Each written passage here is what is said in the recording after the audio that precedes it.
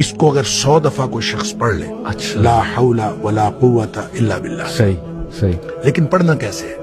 पढ़ना इस तरह नहीं है कि आप बस पढ़ते जाए। ये है क्या? ला हौला वला कुव्वता इल्ला बिल्लाह असल में क्या है?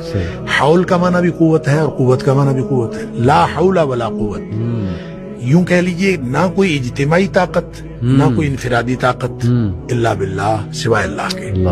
या ना गुनाह छोड़ने की ताकत, ना नेकी करने की ताकत, सही। इल्ला बिल्लाह, यानी या तो एक को पॉजिटिव बना ले, एक को नेगेटिव बना ले, या एक को इज्तिमाई, एक को इनफिरादी। सही।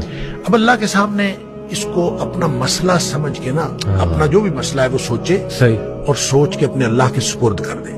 या अल्लाह, मेरी तो कोई ताकत नहीं, ना इनफिरादी ना इज्तिमाई, इल्ला बिल्लाह। हाँ, तू अता फरमाए ताकत तो हो सकती है। यूं मैं इसको कहता हूं, ये बेबसी का कलमा है। बेबस आदमी अपने अल्लाह के सामने बेबसी का इजहार करे इस कलमे के जरिए। सही सही।